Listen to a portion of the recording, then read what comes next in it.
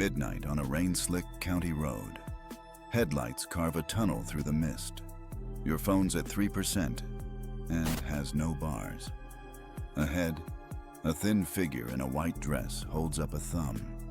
You slow down, the doors unlock, and she slides into the back seat, smelling of lilies and cold iron. You ask where she wants to go. She mouths an address, stares out the window, and vanishes before you reach it. Picture the scene you just imagined. The vanishing hitchhiker. It settles like a chill under the skin and refuses to leave.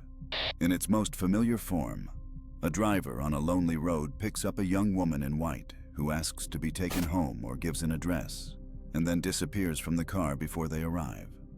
Sometimes a damp scarf or a faint outline on the upholstery is left behind as proof.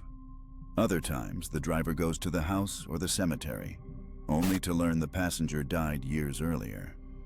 Folklorists point to a handful of repeating beats that make the tale instantly recognizable from Chicago to Quezon City. The white dress, the destination that turns out to be a house or a grave, a name that later appears on an obituary. Jan Harold Brunvand cataloged many of these accounts in his 1981 book on American urban legend, showing how the motif spread as automobile culture reshaped everyday life in the 20th century. But the vanishing hitchhiker goes back even further. Versions of the White Lady, who appears on roads, bridges, or at crossroads, show up across Europe, Latin America, and Asia. The White Lady of Balate Drive in Quezon City and Resurrection Mary, who haunts the stretch near Archer Avenue and Resurrection Cemetery in Justice, Illinois, are local variants, each with dozens of reported encounters dating to the early and mid-20th century. Scholars like Linda Degg and Richard Dorson have traced how these tales travel through oral networks, newspapers, and later radio and television, changing a little with every retelling. Roads are liminal spaces, neither home nor city, places where the ordinary rules of life feel suspended. That sense of suspension is central to the vanishing hitchhiker. Later, we'll follow documented sightings, hear folklorists explain why the story is so irresistible, and turn to psychology to ask whether a ghost or the mind better explains what people swear they saw. The first major twist comes when you move past the single eerie drive and into the archive. In the dim stacks of an old municipal library, the vanishing hitchhiker stops being just a ghost story and becomes a pattern. Microfilm reels from the 1930s and 1940s hold short items presented as local oddities. Taxi drivers who found a wet scarf on a seat. Motorists who came back to the house only to find a funeral wreath on the curb. John Harold Brunvand made that pattern the subject of his fieldwork in the late 1970s and his 1981 book. He collected dozens of variants from newspaper clippings, oral interviews, and police blotters and built a taxonomy of motifs. He showed how a handful of reports could be verified, a name on a slip of paper matching an obituary, an address that led to a marked grave, while dozens more were clearly versions of the same narrative skeleton. That repeatability is what gives a legend traction. Take Resurrection Mary. Near Archer Avenue and Resurrection Cemetery, generations of Chicago cab drivers and dance hall patrons tell the same basic story. The music fades. A young woman in a party dress asks to be taken home, and then disappears from the car or at the cemetery gate. The details shift, but the spine of the story stays the same. Folklorists like Linda Degg argue those repeated beats do cultural work. They help communities negotiate loss, police social behavior, and voice anxieties about mobility and vulnerable bodies at night. The archives also add a chill. In several collected reports, drivers left something behind, a scarf or a small purse, that relatives later recognized at a grave. Brunvand recorded these not as proof of the paranormal, but as evidence of how stories gather layers. In field interviews, the telling changes every time. A driver who once complained about a cold back seat will years later tell the same event as a vanishing. A neighbor who never saw a woman will recall a funeral wreath that appeared. This is the first escalation. The legend is no longer just one strange night on the road. It becomes a social pattern that arrives, accumulates, and sometimes leaves physical traces that force us to ask whether explanation lies in the world or in the way we remember it. Once you add psychology, the tale shifts again. In a university lab, a cognitive scientist will tell you that memory is not a videotape. Our recollections are constructed, stitched together from perception, expectation, and later retellings. Memory scholars point to misattribution and source monitoring errors, the kinds of slips that can turn a dream or a neighbor's story into something we swear we witnessed. There are also physiological explanations.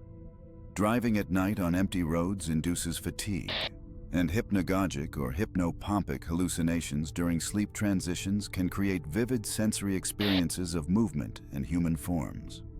Imagine a headlight flare, the scent of perfume on a gust of wind, the warmth of a passenger seat that was empty a minute ago. Under those conditions, the brain easily fills in a narrative. Folklorists and psychologists agree that culture matters. Across regions, the hitchhiker morphs to fit local anxieties. In the Philippines, the Balit Drive White Lady, tied to the Balit tree and mid-20th century motorists' stories, is one local inflection. In parts of Latin America, the weeping woman La Llorona merges with roadside apparitions, producing variants that mourn or warn.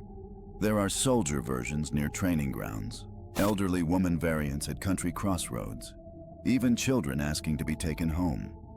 Each variant keeps the core, an encounter in transit that resolves in the realm of death. Researchers stress the social work these stories perform. The Vanishing Hitchhiker is both a grief allegory and a safety parable. It reassures listeners that the lost still matter and reminds them that roads can be places of vulnerability. Cognitive experiments support the plausibility of honest misperception. Tested drivers shown ambiguous silhouettes often later report distinct faces and clothing, especially after a leading question. When a story exists in a community, a dance hall tale, a newspaper blurb, new witnesses tend to retell their own ambiguous encounters using the vocabulary of the legend. That's the second escalation. The Vanishing Hitchhiker is as much a product of human minds and social networks as it is a report about an eerie passenger. From here, the story moves to the present, where apps and anonymity create new stages for the same old ghost. The third escalation is rideshare. When drivers tell Vanishing Hitchhiker tales now, they tell them against the glow of an app, the ping of a ride request, and the record of a digital receipt. A common modern variant begins with an anonymous profile, no photo, 1-star rating, a name that matches a cemetery, and ends with the passenger gone when the car stops while the app still records the fare. On driver forums, from Reddit threads to private Facebook groups, thousands of posts map the same pattern. The seat is warm. The smell of perfume lingers. There is an odd silence. Then nothing. People post screenshots of ride details, GPS traces, even ghostly partial faces in low light. Those screenshots turn rumor into something that looks like documentary evidence. Folklorists point out that technology changes the details while preserving the function. An app profile becomes a new kind of liminal identity, a digital passenger who can be anonymous, transient, and hard to pin down. One folklorist I read called apps narrative interfaces that shape what kinds of ghost stories will appear. The Vanishing Hitchhiker in the rideshare era plays on modern anxieties, safety, surveillance, and the strange trust we place in algorithms that match strangers. It is telling that these stories often emphasize a driver's inability to check a rider before pickup, a reversal of the old warning not to pick up strangers on the side of the road. The most compelling modern reports are messy. Journalists can verify ride receipts and phone GPS logs, but those records rarely prove the physical presence of a person. Police usually find no missing person tied to the account, yet the stories persist and mutate. One viral clip will spawn dozens of copycat posts the next week, each adding a scar, a name, or a dusty cemetery. Documentaries and late-night shows seize on vivid accounts, turning drivers into stars and legends into clickbait, which only fuels more retellings. That is the core tension of the Vanishing Hitchhiker today. Technology promises control and verification, but it also produces new spaces for ambiguity and fear. App receipts and screen grabs feel like proof, but often they only confirm that something was recorded, not who, if anyone, was there. The pivotal moment in this investigation isn't the dramatic photograph of a faded dress at a graveside. It's the slow, painstaking convergence of archive and experiment. Folklorists re-examine decades of reports and show how story elements travel between communities, while psychologists recreate the perceptual conditions that make honest mistakes likely. In one case, a cemetery ledger and an obituary line up with a driver's recollection. In another, a participant, dazed after a simulated overnight shift, insists they saw a woman who wasn't there. The real turning point is recognizing that the vanishing hitchhiker isn't one single phenomenon to be solved by ghost hunters, but a narrative genre produced by memory, social transmission, and cultural needs. That conclusion doesn't erase the human weight of the stories. A cab driver who visited Resurrection Cemetery to leave flowers still talks about the cold in the back seat. A community still tells the tale when a high school dance runs late and couples head home. Some individual cases remain stubbornly unexplained, and those exceptions are part of what keeps the legend alive. The resolution, then, is nuanced. Explanation and mystery coexist.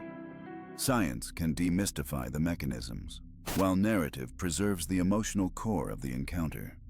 The vanishing hitchhiker has shaped the way we talk about roads, strangers, and mortality.